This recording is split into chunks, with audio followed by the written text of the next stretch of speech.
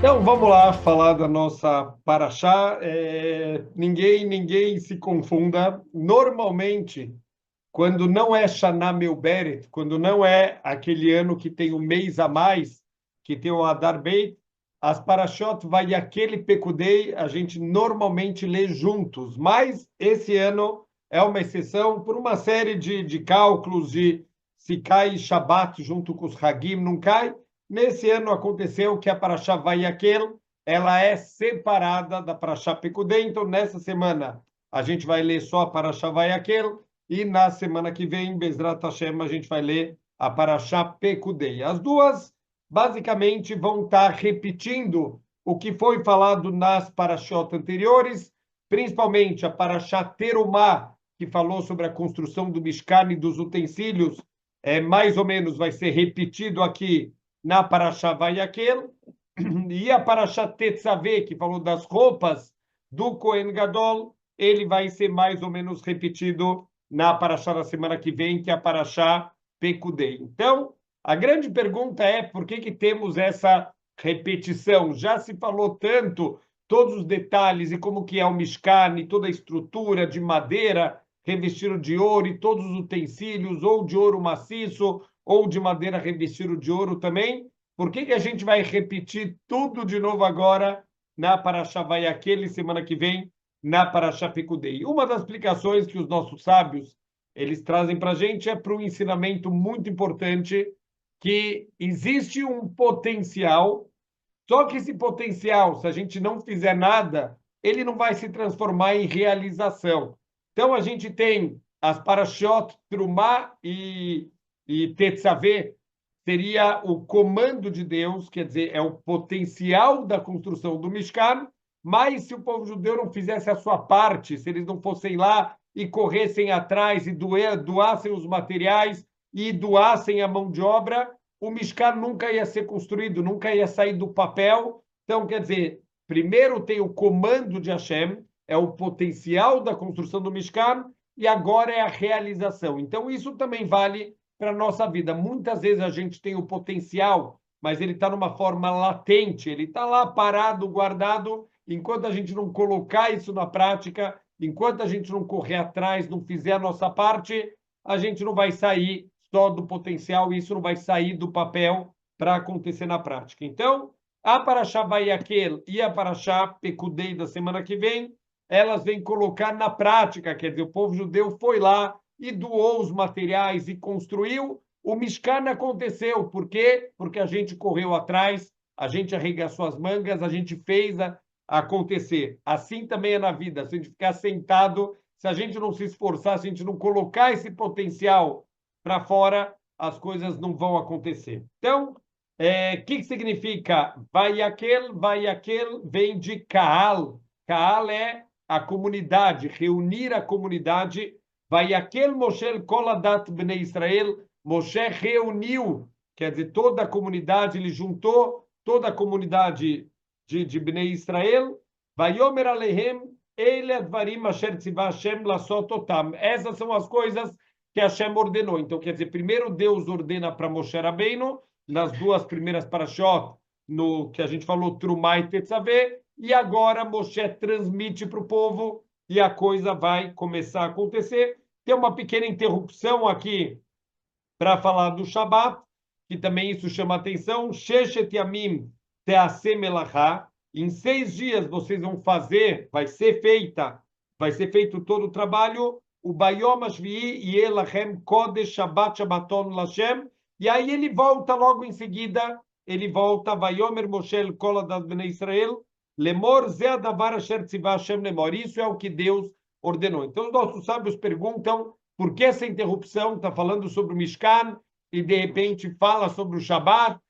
O trabalho vai ser feito durante 6 dias e no sétimo dia vai descansar. Isso vem ensinar para a gente, com toda a santidade da casa de Hashem, no Shabat tem que parar tudo. Então, na verdade, o Shabat ele vai ser a grande fonte para a gente saber quais são as 39 categorias de trabalhos proibidos no Shabat. Então, muita gente acha que trabalho proibido é coisa que dá trabalho. Então, as pessoas começam a fazer questionamentos. Óbvio que pode usar o elevador, porque dá muito menos trabalho usar o elevador do que subir de escada. É óbvio que pode riscar um fósforo, porque é muito mais fácil acender um fósforo do que outra coisa. Então, isso é não entender o que a Torá está falando, a proibição de fazer trabalhos, é a proibição de fazer trabalhos construtivos. E da onde a gente aprende isso? Do Mishkan. Tudo que era usado para construir o Mishkan, todos os tipos de trabalhos. Então, por exemplo, de costurar, de fazer fogo, para fazer a estrutura, quer dizer, fazer uma construção, desmontar uma construção, tudo isso vão se configurar as 39 categorias de melachot, de trabalhos construtivos que são proibidos no Shabat. Então, com toda a santidade que tem o Mishkan, a casa de Hashem, no Shabat para tudo. Então, para a gente entender o quanto o Shabat é sagrado, Deus não quer que a gente construa nem a casa dele, ele não quer que a gente construa no Shabat, muito menos a gente ficar se ocupando de outras coisas no nosso Shabat, ao invés de respeitar o que Deus pediu de não fazer essas 39 melachot, esses 39 tipos de trabalho. Então, não está relacionado diretamente com o trabalho, o esforço físico. Tem também a proibição no Shabat da pessoa não se esforçar demais, não fazer alguma coisa muito pesada, mas o principal aqui do Shabat são as categorias aqui, 39 categorias de trabalhos construtivos. Por isso, um dos trabalhos construtivos, por exemplo, é o fogo, e a eletricidade, ele é um derivado do fogo. Então, se alguém tem dúvida que a eletricidade é derivado do fogo, Loleno, quantos acidentes já tiveram? Quando tem um vazamento de gás, alguém acende a luz e tem uma grande explosão. Peraí, como explosão é eletricidade, não é fogo? Então, todo mundo sabe que, no fundo, a eletricidade é uma derivação do fogo e, por isso, é proibido a gente ter qualquer uso da eletricidade, algum uso direto, a gente interagir, acender e apagar uma luz, andar de carro no Shabat, andar de elevador no Shabat, tudo isso é proibido porque eu estou interagindo, eu estou fazendo um trabalho construtivo de gerar fogo ou de apagar fogo. Então, ativamente também, as pessoas acabam perguntando por desconhecimento.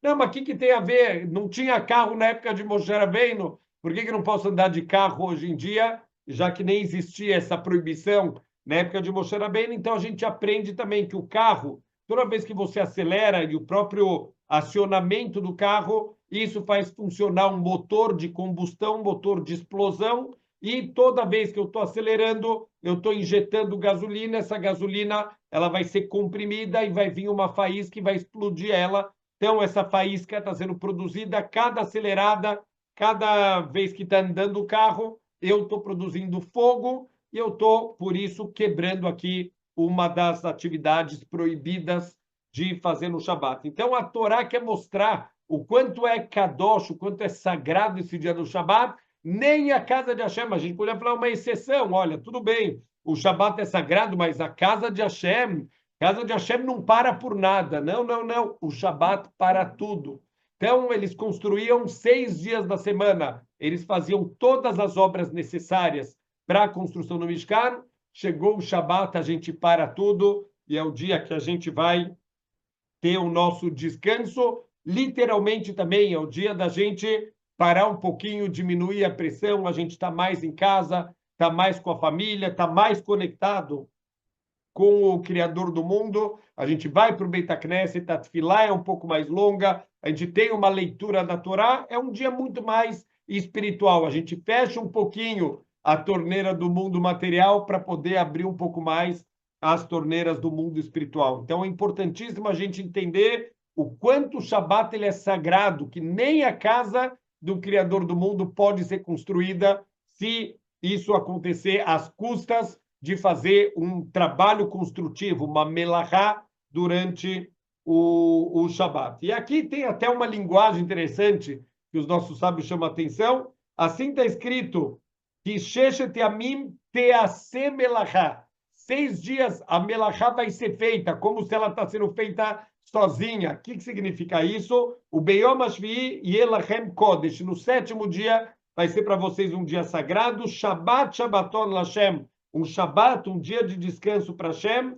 Cola o sebo melachá e o mate. Todo aquele que fizer trabalhos construtivos, melachot no Shabat, ele recebia a pena de morte na época do Beidin, na época que se tivesse atraar, se tem a pessoa é avisada que ele não pode fazer os trabalhos construtivos e tem testemunhas que viram ele fazendo qualquer um dos 39 categorias aqui, das 39 categorias de trabalhos proibidos, ele recebia a pena de morte pelo Beidin, pelo tribunal.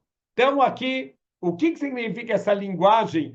6 dias será feita, como se a melachá ela é feita sozinha. Então, os nossos sábios explicam o seguinte: muita gente acaba fazendo a seguinte conta: olha, eu gostaria muito de guardar o Shabat, eu gostaria muito de me dedicar nesse dia, mas eu preciso do sustento. Olha, o Shabat é um dia que eu ganho dinheiro, eu preciso desse dinheiro do Shabat, não dá para eu parar. O que a Torá está ensinando? 6 dias será feita a melachá, quer dizer, Deus, ele controla. A gente, óbvio, tem que fazer a nossa parte, mas quem controla se a gente vai ter dinheiro ou não vai ter dinheiro é o Criador do mundo. Quantas pessoas a gente conhece que se esforçam, que fazem de tudo e não conseguem sair do lugar? Ao contrário, tem pessoas que, às vezes, são milionários, não terminaram nem o primeiro grau, abandonaram a escola, nem terminaram, não fizeram faculdade nenhuma e se tornaram milionárias.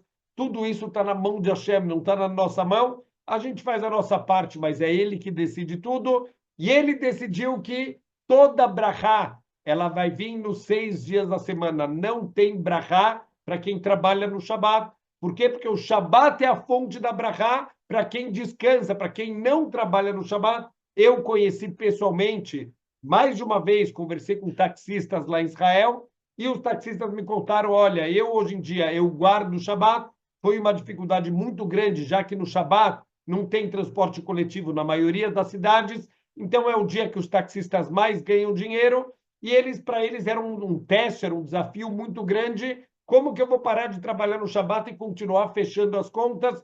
E eles tiveram a coragem, eles pararam de trabalhar no Shabat, e, surpresa, a conta continuava fechando, um milagre aberto, e eles começaram a prestar atenção que todo o dinheiro que entrava no Shabat vai saindo em pequenos gastos, e quebra o carro, e quebra a geladeira, e tem que comprar um remédio para o filho, e a partir do momento que eles começaram a guardar o Shabat e não trabalhar no dia do Shabat, acontecia menos gastos, quer dizer, entrava menos dinheiro, mas também saía menos dinheiro de uma maneira milagrosa. Inclusive, alguns contam que o carro começou a consumir menos combustível, quer dizer, o gasto ficou menor também. Então, se a gente guarda o Shabat guarda a gente. A pessoa que respeitar, que cumprir, que tiver emuná, que tudo está na mão de Hashem e não no nosso esforço, essa pessoa, certeza que ele vai sair ganhando. Tem um aluno que ele já estava shomer Shabat, ele já estava guardando o Shabat, e deu Yetzer Hará nele. Apareceu, infelizmente, uma proposta de um trabalho que ele precisava fazer, e era um bom cliente que ele não queria perder, e ele acabou cedendo às pressões da sua má inclinação, do seu Yetzer Hará, e ele acabou pegando esse trabalho para fazer no Shabat. Na época, ele me contou que ele ia ter um lucro desse trabalho, ele ia ter um lucro de R$ 500. No dia seguinte, ele passou um sinal vermelho e ele recebeu uma multa de R$ 500. Ele falou para mim, ele falou, Rabino, eu te juro que bateu inclusive a vírgula de quanto veio na multa e quanto eu tinha ganhado nesse trabalho.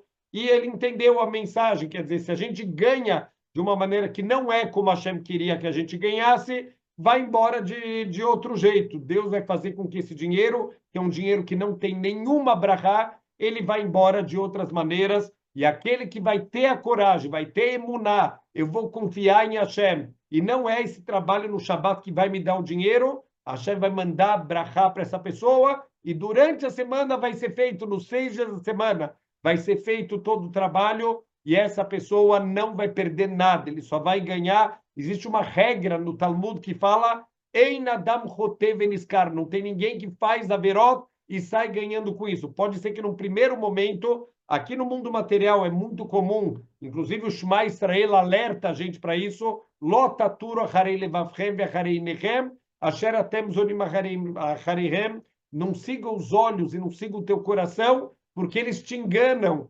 O que significa? Uma das explicações Olha, eu estou vendo, tem um cara que eu conheço que trabalha no Shabat e só se dá bem. Tem uma outra pessoa que, coitado, ele não trabalha no Shabat e está sempre com dificuldade. Calma, a gente ainda não viu o final da história. A gente vai ver um dia o final da história, a gente vai entender tudo, mas muitas vezes a gente já consegue sentir. Teve uma vez o Hafetz Haim, ele estava na Rússia e ele visitou uma fábrica e ele teve uma tristeza muito grande. O dono da fábrica, ele era um Yehudi, ele era um judeu e ele contratava muitos judeus para trabalharem na fábrica dele e ele obrigava todos os judeus a trabalhar no Shabat. Se o Yehudi faltasse no Shabat, ele mandava embora no dia seguinte. Quer dizer, a fábrica dele, não só que ele trabalhava no Shabat, a fábrica dele produzia durante o Shabat inteiro, ele ainda obrigava todos os funcionários judeus a virem trabalhar na fábrica dele. O Hafetz Haim, quando escutou isso, ficou arrasado, ficou muito triste, ele sentia a dor de cada Yehudi. E ele foi falar com esse homem, falou, olha, por favor, não faça isso, você não vai ter brachá nenhuma, você está usando a brachá de Deus para ir contra ele, qualquer hora ele vai tirar a tua brachá, não faz isso. E esse homem deu risada, falou, você é louco? Como assim? Você sabe quanto eu ganho por dia quando eu produzo aqui na fábrica? Você quer que eu abra mão disso? E ele começou a dar risada, falou, você acha que Deus vai conseguir tirar alguma coisa de mim? Eu tenho um monte de empresas, eu tenho um monte de investimentos, não tem como Deus tirar tudo de mim. Assim esse homem falou, zombando do Hafetz Haim, zombando do Criador do mundo. O que aconteceu? Depois de pouquíssimo tempo, começou uma guerra, teve uma invasão lá na cidade russa onde esse homem morava, roubaram tudo dele, tiraram todas as propriedades que eram dele, o novo governo que assumiu tirou tudo dele e, por um milagre, ele acabou se salvando e ele foi diretamente falar com o Hafetz Haim, pedir desculpa. Ele viu a mão de Hashem, ele percebeu que, infelizmente, ele tinha errado por muitos anos e Deus, se ele quer, ele tira tudo de uma pessoa do dia para a noite. A gente conhece muitas pessoas que tinham muito e perderam tudo. Por quê? Porque está tudo na mão de Hashem. Então, a gente faz a nossa parte, 6 dias a gente trabalha com honestidade, com esforço. No 7º dia, a gente para, Shabbat, Shabbaton Lashem, é um dia de descanso, um dia de espiritualidade, um dia da gente se conectar com Hashem, da gente se conectar com a gente mesmo, é um dia que a gente precisa dessa quebrada, dar essa parada na semana, e isso vai trazer brachá para a gente, para a semana inteira. Toda a brachá da semana, ela está justamente no Shabat. Então, se a gente perde essa fonte da brachá, todo esforço que a gente está tendo durante a semana é um esforço que está vindo em vão, e a gente não vai ganhar nada com isso. A regra é uma regra muito clara. Ein Adam Chotev Niskar, ninguém faz transgressões e realmente sai ganhando alguma coisa com isso. Então, vamos continuar. Tem aqui um ponto muito interessante aqui na Parashá. A gente falou que todos os materiais do Mishkan, eles foram doados, não era uma doação simples, é uma doação extremamente difícil de fazer, porque estamos falando aqui de materiais muito caros, estamos falando de ouro, estamos falando de prata, cobre, madeiras, eram materiais caros, e mesmo assim aconteceu algo incrível. O que aconteceu? Moshe falou, eu quero que vocês doem, mas é voluntário, ninguém está obrigado a nada. Quem quer doar, pode doar quanto quiser, e de repente começou a ter tanta doação que Moshe teve que parar. Imagina uma cena dessa, uma sinagoga tentando juntar fundos e uma hora a gente para de doar, por favor, a gente não precisa mais, já temos tudo que a gente precisa.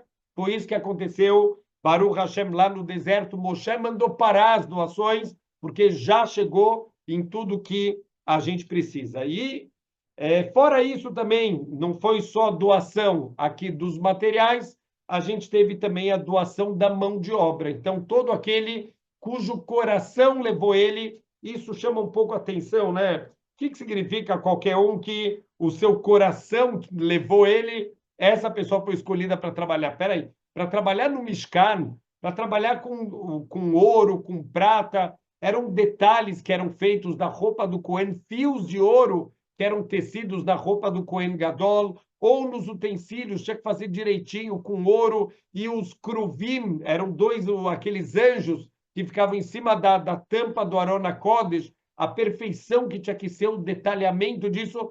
Quem sabia trabalhar com isso? Quer dizer, quando você vai contratar um funcionário para a tua empresa, principalmente quando você vai precisar de trabalhos manuais, o que você faz? Você vai pedir para ele, olha, você tem aqui alguma experiência de trabalho? Eu quero que você me traga uma carta de alguma referência de onde você trabalhou, o que você já fez, você tem aí teu portfólio. Vamos fazer, hoje em dia está na moda, as empresas, elas fazem dinâmicas de grupo. Vamos ver se você realmente é habilidoso, você sabe fazer. Vamos fazer um teste aqui, faz aqui alguma coisa para eu ver se você sabe trabalhar mesmo. Nada disso. Para construir um Mishkan, que era extremamente complexo, a Torá fala para a gente, todo aquele cujo coração levou ele, essa pessoa foi escolhida para construir o Mishkan. Por que isso? Porque, na verdade, ninguém tem portfólio, ninguém tem experiência, ninguém tem indicação nenhuma.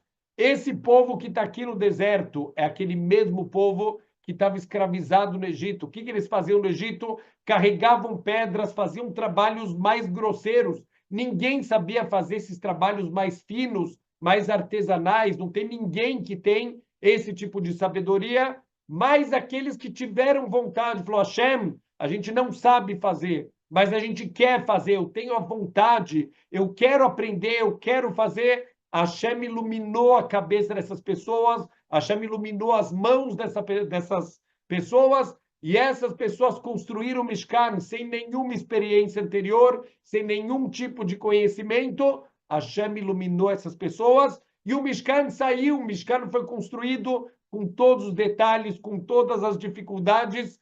As pessoas foram iluminadas. Daqui, de novo, a gente vê que todo o sucesso depende de Hashem. A gente faz a nossa parte é Shtadlut. Eu faço esforço, eu faço a minha parte, eu vou lá, eu apareço, eu quero fazer. Deus me ilumina para que eu possa fazer, e ele vai responder, Hashem vai iluminar a pessoa. Quando a gente quer fazer alguma coisa, e esse é o correto, Hashem ilumina, Hashem ajuda a gente a fazer o que é correto. Então, o que vai acontecer aqui? Vão ter pessoas que, muitas vezes também, se repete aqui, pessoas que são sábias no coração. Então, essa sabedoria do coração, qual que é a ideia que está por trás disso? A sabedoria no coração significa pessoas que são retas nas suas atitudes. Não é só a sabedoria da cabeça, a sabedoria intelectual. Tem que ser uma sabedoria do coração, que os teus atos vão de acordo com o teu intelecto. Não adianta você saber as coisas, mas os teus atos não condizem com o teu nível de sabedoria. É isso que Hashem quer, pessoas que são sábias no coração, que nos atos dela, no temor a Deus, elas são pessoas que são retas. E aqui tem um detalhe, aqui no versículo está escrito um louvor aqui especial para mulheres que trabalhavam aqui costurando Vekola Nashim, todas as mulheres, Asher Nassaliban, de novo, que o coração delas levou elas, Otana Bechokhmah Tavu Etaizim. Então, essas mulheres que tiveram sabedoria, elas costuraram os pelos de cabra. Para que era usado o pelo de cabra? Então, o Mishkan, vamos lembrar só como que funciona a estrutura dele. A parte do Ohel Moed, aquela tenda, aquela parte central onde vai ficar a menorá, onde fica a Shulchan, onde ficava o Aron HaKodesh, ele era uma estrutura toda feita de madeira, são vigas de madeira em pé, todas elas revestidas com ouro, e eles são cobertos com uma cobertura que tem 3 níveis. O primeiro nível é um nível com alguns tipos de lãs que são trançados, que formavam como se fosse um grande tapete, uma tapeçaria que fazia um primeiro nível de cobertura. O segundo nível de cobertura era uma cobertura feita com pelo de cabra.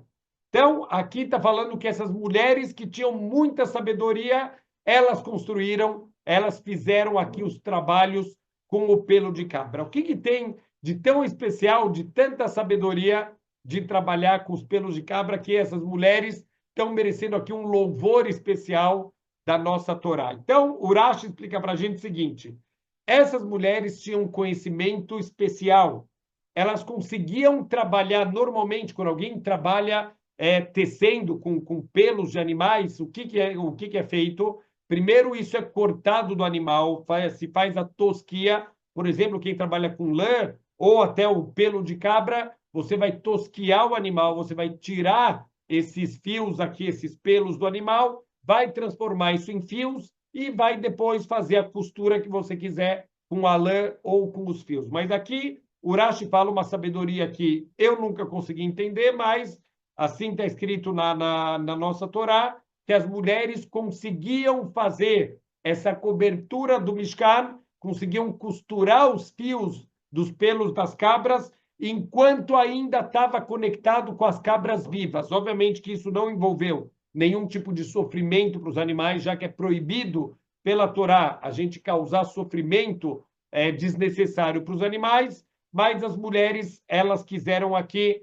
fazer esse trabalho, elas tiveram essa sabedoria incrível de fazer toda essa cobertura do Mishkan, enquanto ainda estava conectado com os animais. O que isso não dá para entender? Por que isso era necessário? Será que isso era obrigatório fazer desse jeito? Quer dizer, por que essas mulheres fizeram do jeito mais difícil, do jeito mais complicado? Seria muito mais fácil tosquiar os animais e usar os pelos para fazer essa cobertura. Então, o Rav Meir Tzvi Berman, ele fala o seguinte, que, na verdade, não era obrigatório fazer desse jeito, as mulheres poderiam ter tosqueado, mas elas quiseram fazer alguma coisa mais especial ainda. O que significa que era mais especial?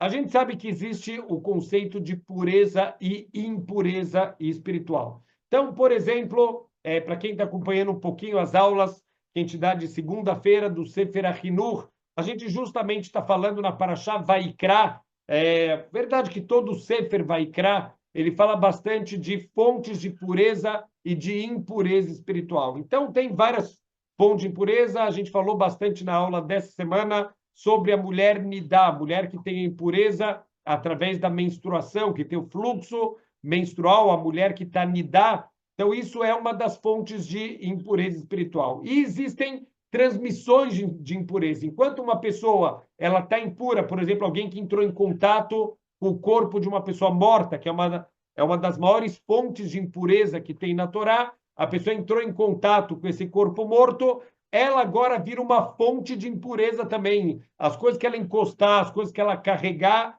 ela também vai estar impurificando essas coisas. Então, essa pessoa, ela tem que ser cuidadosa para acabar não impurificando coisas sagradas. O Mishkan, ele representa a fonte de toda a pureza. Então, olha o que as mulheres pensaram. Falaram, olha, a gente pode fazer do jeito mais fácil, tosquiar os animais, e a gente pode fazer essas cortinas normalmente fiando e depois fazendo o trançado que tem que fazer, mas essa cortina, ela pode receber tumá, ela pode entrar em contato com algum tipo de impureza e ficar impura. Vamos fazer de um jeito que não vai receber impureza. Que jeito é esse? Existe uma regra espiritual, assim os nossos sábios trazem, que qualquer coisa que está conectado com a terra ou conectado com um animal vivo, ele não recebe impureza. Quer dizer, um animal vivo, ele nunca pode ficar impuro, e alguma coisa conectada com a terra, uma planta ainda conectada com a terra, ele nunca recebe nenhum tipo de impureza espiritual. Então, olha o que as mulheres sadikot, olha o que elas pensaram. Se a gente fizer a cortina com ainda conectado, com o pelo ainda conectado com o animal, essa cortina não tem como receber impureza. Então, quer dizer, na hora de colocar em cima do Mishkan, a gente simplesmente corta do animal, aí sim já poderia pegar uma impureza, mas como ele já vai ser usado imediatamente para cobrir o Mishkan, então aqui já a gente estaria fazendo essa cortina no máximo nível de pureza. Então, essa é a sabedoria das mulheres e Deus deu para elas, iluminou elas. Eu não tenho ideia como se faz isso, mas Deus iluminou elas para que isso fosse feito da maneira correta. Mas o Rambam, nos comentários que ele faz nas Mishnayot, ele fala que qualquer coisa que recebeu uma impureza espiritual, ele pode ser purificado. Então, por exemplo, a gente também está falando bastante nas aulas, a gente, inclusive, essa semana, a gente falou sobre isso lá no Sefer Ahinur, sobre mergulhar alguma coisa na mikve. Muitas pessoas ou objetos que se impurificaram, Se você mergulhar na mikve, esse objeto se purifica de novo. Então, o que esse estresse que as mulheres estão? Tudo bem, faz a cortina, tosquia o pelo dos animais, faz a cortina normalmente. Se acontecer de impurificar, você mergulha na mikve e vai estar purificado. Tudo bem, não tem problema nenhum. Olha, tem solução, tá bom? Cola cavod, vocês querem fazer sem impureza, mas se acontecer de impurificar, não tem problema nenhum. É só mergulhar na mikve e isso volta a estar puro de novo. Então, por que elas estavam querendo fazer dessa maneira tão difícil que deu, provavelmente, deu muito mais trabalho, precisou de muito mais habilidade das mulheres, se é uma coisa que dá para consertar? Olha que incrível, o Rav Meir Tzvi Bergman, ele responde isso trazendo o ensinamento aqui muito interessante do Talmud. Talmud, no Tratado de Baba Metzia, fala o seguinte: o Rabi Hia, ele queria garantir que a Torá nunca mais ia ser esquecida. Era uma época muito difícil, estava começando toda a época que o povo judeu estava se dispersando e ataques contra o povo judeu, destruição do Beit HaMikdash, reconstrução, quer dizer, épocas difíceis da história do povo judeu que tinha riscos da Torá acabar se perdendo. Então, o Rabi Hia, ele viveu numa época realmente difícil de Torá, que a Torá tinha se perdido da maioria das pessoas, e ele queria garantir que essa Torá nunca vai ser esquecida. O que ele fez? Então, olha o que o Talmud fala. Ele plantava sementes de linho, ele esperava essas sementes crescerem, quer dizer, produzir a planta, ele pessoalmente cortava o linho, ele costurava redes com esse linho, ele usava essa rede para caçar os cervos, da onde ia ser tirado o couro para fazer pergaminho, ele usava a carne desses cervos, que é um animal kasher, é uma raiá, é um animal selvagem, mas ele está entre os animais selvagens que são kasher, que eles são permitidos para o nosso consumo. Com a carne, ele alimentava crianças que eram órfãs, e a pele era usada como pergaminho para escrever o Sefer Torah. Então, ele, pessoalmente, ele caçava, ele fazia shritá, ele dava carne para os órfãos, ele pegava o couro, ele tratava o couro, ele transformava esse couro no pergaminho e ele escreveu o Sefer Torah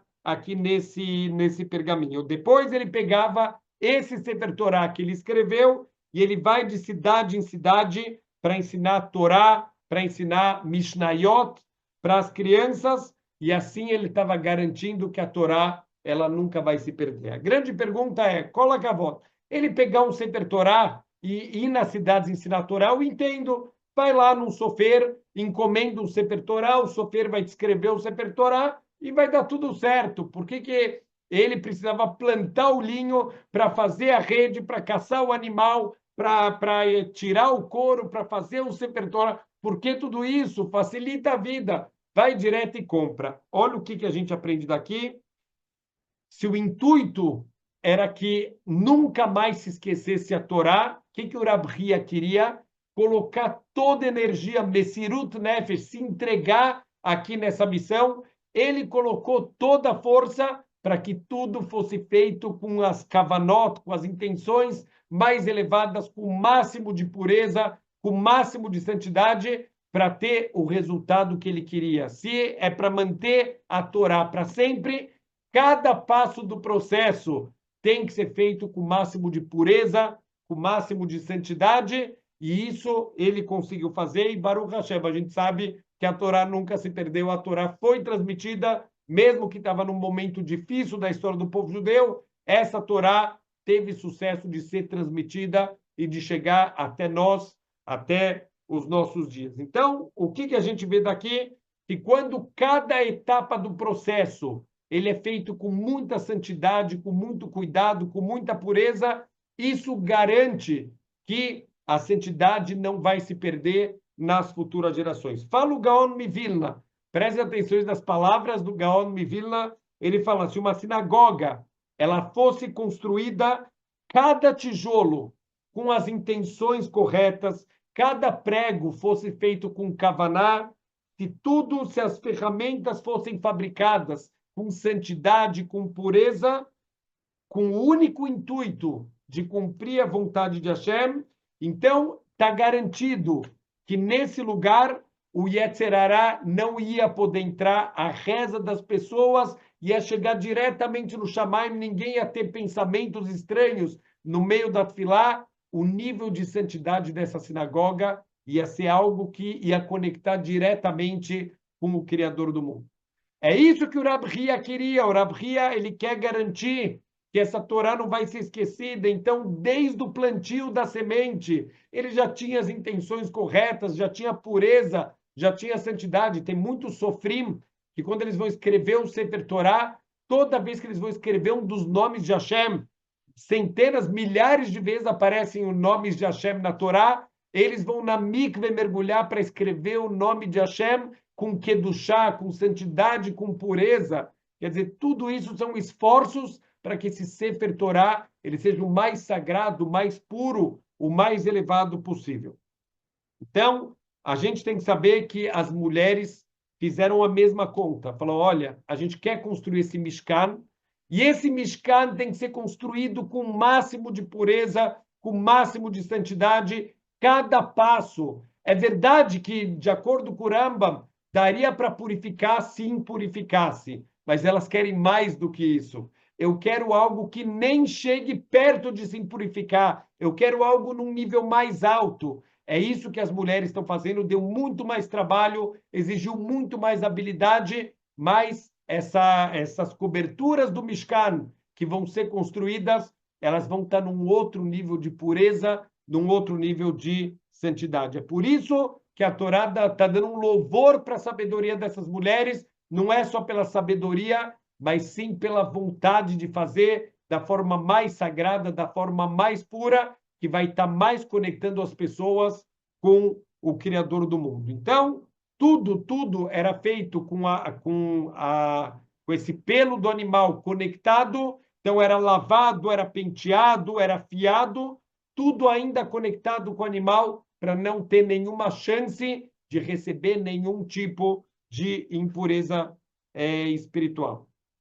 Então, quer dizer, essas mulheres receberam isso de novo, elas não sabiam fazer isso, nem o básico de tosquiar e fazer o fio, ninguém sabia fazer isso, mas elas tiveram a vontade e Deus iluminou elas, muito mais do que elas esperavam, iluminou elas para fazer uma coisa que a gente não consegue nem entender como que isso foi feito. Deus deu para elas a sabedoria e elas conseguiram fazer dessa maneira. Então, a gente tem que saber o seguinte, que isso vale também para todas as áreas da nossa vida. Quanto mais santidade, quanto mais pureza a gente colocar nos nossos atos, isso vai se perpetuar, isso vai ser guardado por gerações e gerações, e isso vale muito também na educação dos nossos filhos. Isso é fundamental.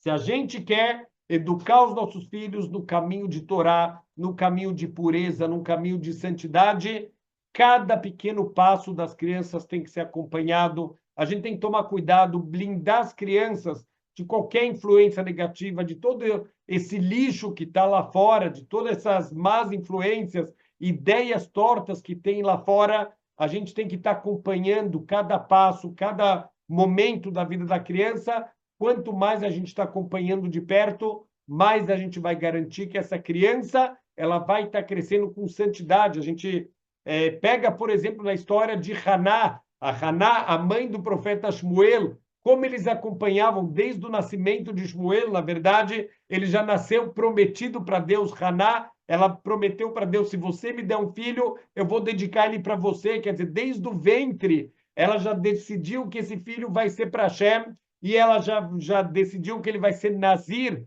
ele vai ter um voto aqui de Kedushá, de santidade, desde o nascimento dele, a vida inteira dele, e ela levava roupas para mesmo pequenininho, ele já se vestia com roupas distintas, que normalmente uma criança não se vestia, tudo isso para que ele tivesse Kedushá, e ele foi um dos maiores da história de Am Israel, um dos maiores profetas, um dos maiores líderes que a gente já teve em toda a nossa história. Tudo isso porque, desde o ventre, quer dizer, desde antes da concepção, a Haná, ela já fez tudo com a máxima santidade e com a máxima pureza. A gente vê que, na prática, isso acaba, Baruch Hashem, se transformando em algo que funciona. Então, a gente tem que saber que o contrário disso também, se a criança ela é exposta para tudo que é mostrado hoje em dia na televisão, todo tipo de violência, todo tipo de, infelizmente, de consumismo, de promiscuidade, é assim que essa criança vai crescer, sem pureza nenhuma, sem santidade nenhuma, como a gente tem que tentar blindar os nossos filhos, e não é só os nossos filhos. A gente, muitas vezes, a gente fala, olha, precisa cuidar com a santidade dos nossos filhos, mas a gente não pode esquecer, a gente também não pode se expor a esse tipo de coisa. Se a gente quer ter também que educar santidade, pureza, a gente tem que também tomar cuidado com tudo que a gente vai ver e tudo que a gente vai se expor na nossa vida. Então, a gente está vendo hoje em dia quantos problemas com a juventude, de violência, de alcoolismo, de drogas, crianças que, jovens, não só crianças, sem nenhum propósito na vida, que não querem lutar, que não querem batalhar, que não querem fazer nada,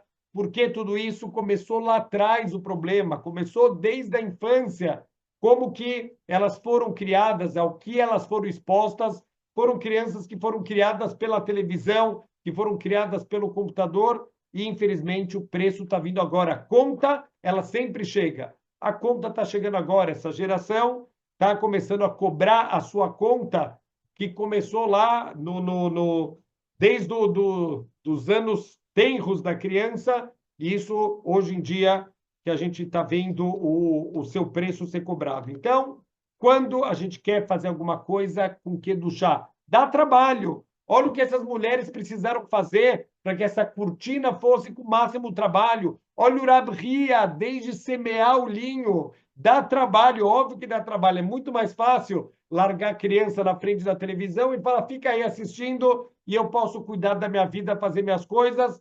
Dá trabalho cuidar, dá trabalho criar alguém com santidade, com pureza, mas a gente sabe o quanto isso vai valer a pena. E mais um ponto só aqui interessante para a gente fechar a ideia da nossa paraxá hoje. Tem aqui um ponto que os materiais eles foram doados e tem aqui um versículo que aparentemente, ele traz uma contradição. Está escrito o seguinte, a gente já falou sobre isso, que Moshe, as doações foram tão incríveis, ele teve que mandar parar, falou, chega, ninguém mais traz doação porque já é suficiente. Só que olha a linguagem do Pasuk, Ve'amelachá aitadayam, e quer dizer, que a melachá se refere às doações necessárias para os trabalhos, eles já foram suficientes, dayam de dayeino, já foi suficiente para a gente, lekola melachá, para fazer todos os trabalhos, lassot otá, para a gente poder fazer tudo de acordo com o que Deus ele comandou, quer dizer, Moshe já tinha calculado quanto eu preciso de cada material, e quando ele viu que já tinha tudo, que dayam já era suficiente, ele mandou parar. Só que a última palavra do Passuque é verroter, e sobrou. Espera aí. Então, se foi suficiente, não sobrou. Se sobrou, foi mais do que suficiente. Então, tem aqui duas informações aparentemente contraditórias. O que significa que foi suficiente e que sobrou?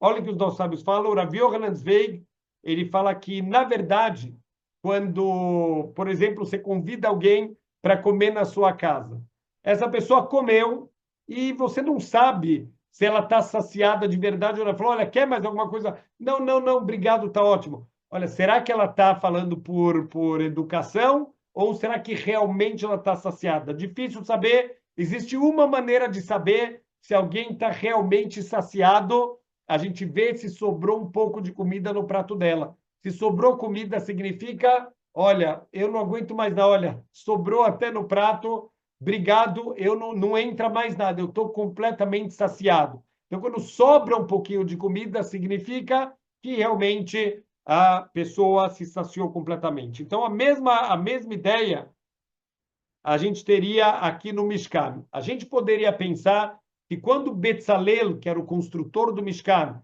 ele construiu, olha, deu certo, o material deu para fazer, mas talvez ele não fez com a máxima qualidade, ele não usou tudo o que ele deveria, talvez ele deu uma economizada aqui, talvez um pouquinho, ele poderia ter melhorado um pouco lá. O que Moshe queria mostrar? Moshe queria mostrar que Bezalel pôde trabalhar com fartura, não faltou nada, não precisa economizar, não precisa fazer mais ou menos esse cantinho, faz de maneira completa, e isso mostrou para as pessoas, quando sobrou um pouquinho desse material, isso mostrou que o Mishkan ele foi feito da maneira mais completa, mais bonita que podia ser feito. Se sobrou material, quer dizer que ele não estava economizando, quer dizer, Moshe intencionalmente fez com que sobrasse, quer dizer, era suficiente, mas nas contas de Moshe ele já contou um pouquinho a mais, para quê? Para que ninguém tivesse dúvida que o Mishkan ele foi construído da melhor forma, da maneira mais completa, da maneira mais bonita que ele poderia ter feito. Agora, o Ora Haim Akadosh, ele traz uma outra resposta incrível. Olha o que falou o Ora Haim Akadosh, ele fala o seguinte, que o correto, na verdade, ele traz uma outra forma de entender, ele fala que realmente sobrou, Moshe pediu, foi feito todo o Mishkan e sobrou um pouquinho. Só que esse pouquinho que sobrou, o que seria o correto fazer? Devolver para os doadores. Olha, obrigado, você doou, mas no final acabou não precisando usar, pode pegar de volta. Só que Moshe fez a seguinte conta. Todo mundo que doou, ele doou com tanto coração, com tanta vontade. Imagina o quanto a pessoa ficaria arrasada de saber, olha, Deus não recebeu tua doação, obrigado, não foi necessário, pode pegar de volta. A pessoa ia se sentir humilhada, ia se sentir arrasada. Então, o que aconteceu? Está escrito que Moshe Rabbeinu, ele rezou para Hashem e aconteceu um milagre. O Mishkan absorveu esse material a mais. Na prática, tinha sobrado, mas foi suficiente. Por quê? Porque esse material ele sumiu, ele foi engolido, ele foi absorvido pelos utensílios e na prática não sobrou nada, não precisou devolver nada. Por quê? Pela sensibilidade de Moshe Rabbeinu de não querer envergonhar ninguém.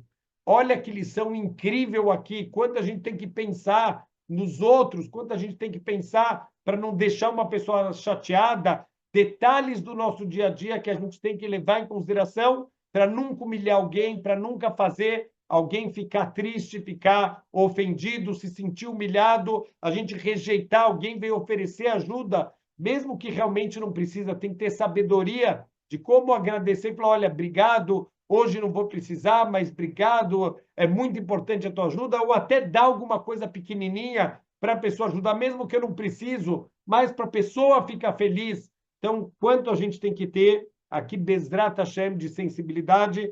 Só para terminar uma história do Rebbe de Satmer, ele era muito conhecido pela ajuda que ele dava, as portas do escritório dele estavam sempre abertas para todo mundo que precisava de alguma coisa, e chegou uma vez um homem, bateu lá na porta, um homem que estava com o rosto muito preocupado, o Rebbe de Satmer falou, pois não, o que eu posso ajudar? Ele falou, olha, Baruch Hashem, a minha filha, ela ficou noiva de um rapaz excelente, e no momento, assim, do calor, que eu vi que é um bom noivo para minha filha, eu acabei me comprometendo aqui a pagar a festa de casamento, mas infelizmente eu não tenho esse dinheiro e eu preciso arrumar de algum jeito, senão eu tenho medo que a família do noivo vai acabar quebrando o noivado e eu não sei o que eu faço. Então, ele deu um sorriso tão acolhedor para esse homem, falou, olha, eu te entendo, Bezrat Hashem, eu vou te ajudar, quanto você precisa?